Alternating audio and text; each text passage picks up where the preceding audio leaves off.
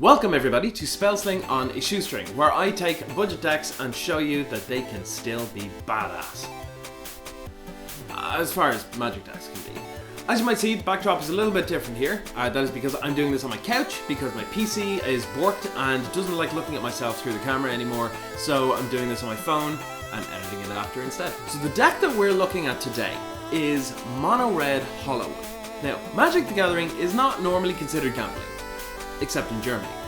And in this deck, if you've played Modern before, you might know Hollow One as having been a deck that basically died with the Fateless Looting ban. Sleep well, my love. This is a sweet deck that wants to just draw and discard a bunch of cards, create a bunch of threats. You can totally brick, or you can have 16 power on turn 1.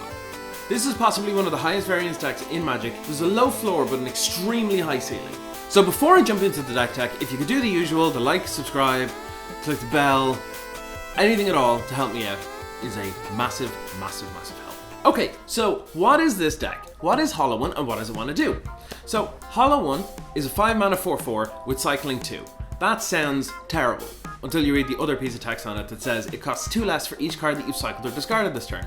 So, as you can guess by this being the namesake card, this deck wants to cycle and discard a bunch of cards.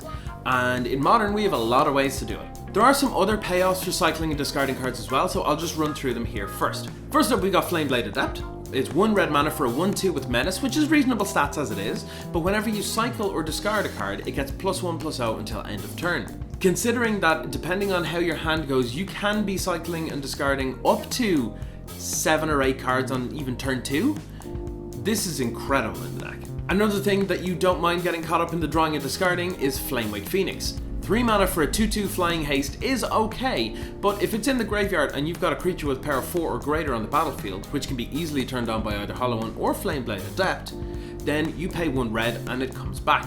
Next up, we've got Ox of Agonis. This is a new card from Theros Beyond Death, and it's really helping this archetype take hold.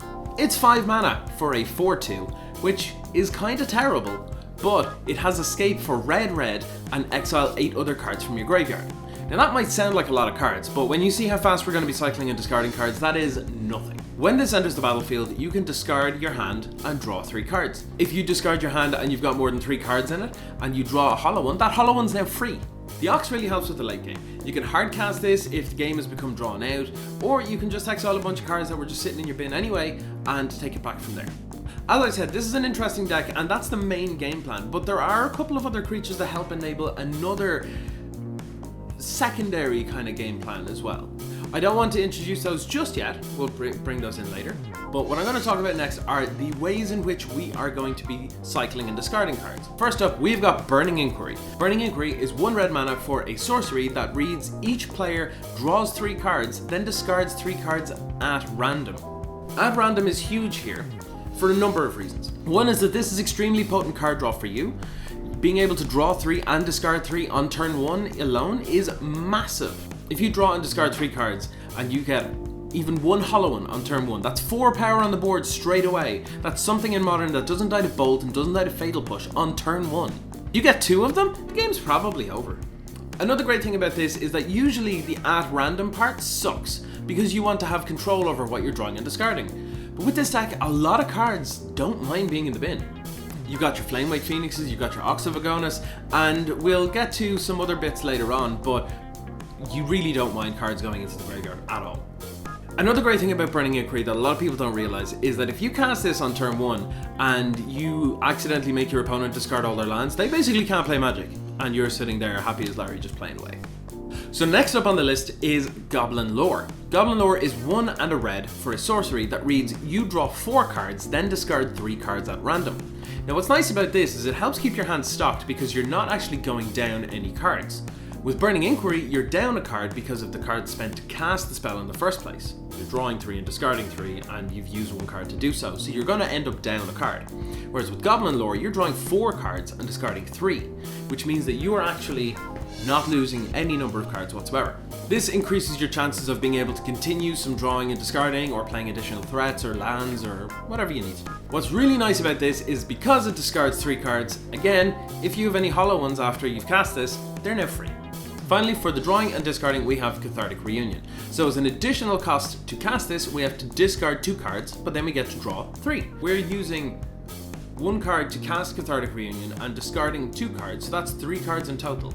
We'll then be drawing 3 cards, so it's essentially like cycling 3 cards out of your hand. This alone makes the Hollow Ones cost just 1 mana and will proc the Flameblade Adepts. It's quite sweet. One of the final cards that we have for drawing and discarding are 4 Street Wraith. So yeah, I know what you're saying, you're looking at it and going, well, that's a black card. Well, we're never actually casting this. As you can see, it's got cycling for 2 life. So it costs no mana to cycle this. So this is essentially a free discard and draw effect, essentially making your deck just 56 cards.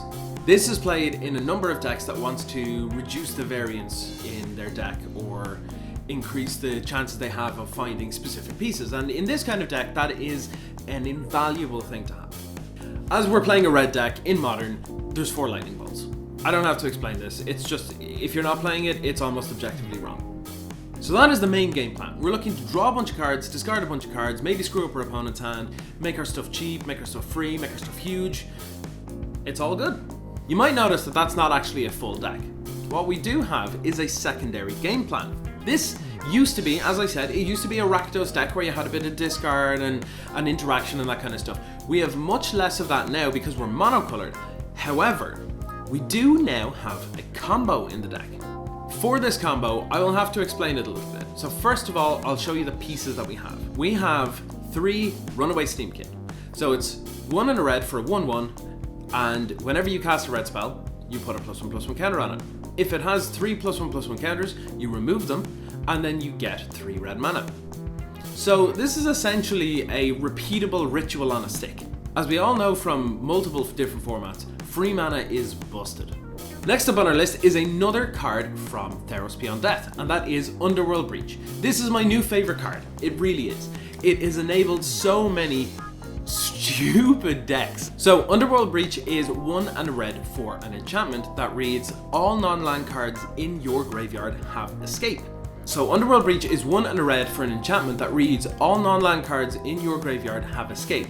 The escape cost is equal to their converted mana cost, plus exile 3 other cards from the graveyard. Now, escape means if you do all of the prerequisites that it says on the card, you get to cast that spell from your graveyard. The broken thing about this is that escape does not exile the card that you will be escaping. This means that as long as you have cards and mana available, you'll be able to keep casting that spell.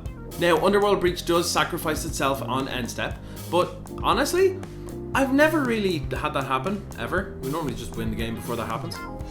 So the more combo focused people that are watching this might have already figured out how this works. We have a Runaway Steamkin out. We have a Burning Inquiry either in our hand or in the graveyard, and we cast Underworld Breach. We cast Burning Inquiry, Runaway Steamkin gets a +1/+1 counter, we draw and discard 3 cards at random, and the Burning Inquiry goes into the graveyard. Now, since we started this combo, our graveyard now has 4 extra cards, the 1 Burning Inquiry and the 3 cards we discarded at random. We can now cast that Burning Inquiry again, putting another +1/+1 counter onto the Runaway Steamkin, and exile 3 cards, which we definitely will have in the graveyard thanks to Burning Inquiry, and draw 3 and discard 3 again. We're casting this 3 times, getting 3 counters onto Runaway Steamkin, and then removing those 3 counters to add 3 red mana again, allowing us to cast Burning Inquiry another 3 times. So as long as we still have a few extra cards in the graveyard, we will be able to essentially draw and discard our entire deck. Now, why would we want to do this? If we draw and discard our entire deck, will we not just deck ourselves and lose? Well, ideally no. In the deck, we've also got 1 single solitary copy of Goblin Bushwhacker. So what we want to do is we want to stock our bin with as much stuff as we can. We can cast, if we have spare mana, we can cast an Ox, we can cast this, we can cast that, we can do whatever.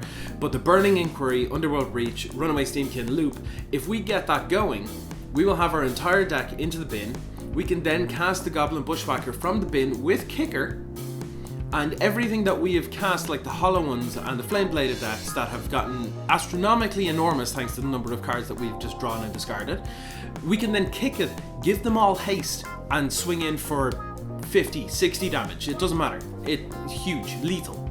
We have that kind of random start the hollow one is infamous for with the, oh, turn 1 I've got 2 hollow ones, that's 8 power on board, deal with it. We have that longer game plan where our creatures have been killed, we have no board, our hand is nearly empty, we can just escape an ox, bring it back, draw some cards, and then we also have this unusual draw and discard your entire deck, kick your entire board, win the game on the spot combo as well. So this can attack from multiple different angles. Not to forget that every time you cast Burning Inquiry, your opponent is drawing and discarding cards at random, so if they actually have fewer cards in library than you can instantly deck them as well.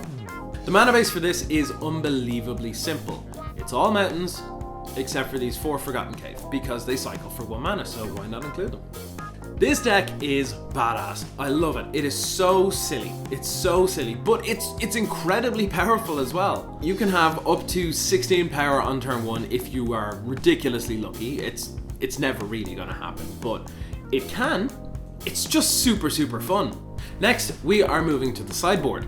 So first up, we have 3 Tormod's Crypt to deal with graveyard strategies, 3 Abrade for additional removal or artifact hate, 3 Dragon's Claw to help buffer your life total against burn and moderate prowess, 3 Anger of the Gods in order to deal with go wide or creature based decks, and finally 3 Blood Moon because you're in red, you're playing all mountains, you may as well screw over Titan and Tron a little bit. This deck is freaking sweet, and for a modern deck, it is like pennies. It comes in at $148 according to MTG Goldfish right now. That is a steal for modern. Now, granted, it's not tier 1, but my god, is it tier fun.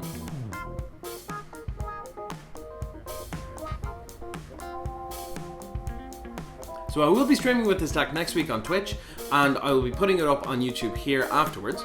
If you want to check it out, click on the subscribe button to make sure that you don't miss the VOD, or jump over to Twitch and follow me over there. You can also follow me on Twitter. If you really like, you can get me a coffee or join my Patreon. All the links are down below. I want to say as well, if you want to get this deck, you can click in the link below to get the list on TCG Player for the lowest price that you'll find on the net. Also, I'm partnered with Inked Gaming, so you can get some discounts on some gaming accessories, playmats, mouse pads, that kind of thing. I'll link below where you can use my offer code SAVANT here to get 10% off. I want to give a shout out to all of my best patrons. How you doing? If you can try this deck out, proxy it up, just give it a go. It is so much fun. You will never play another deck like this again, I guarantee it. So that's it for this deck check. I hope you enjoy it.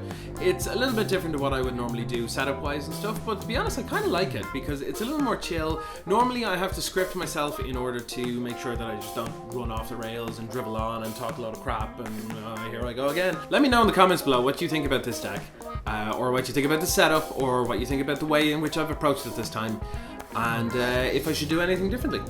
Until next time, everybody, take it easy and keep on janking. I can't wink. Can I? A little bit. Woo!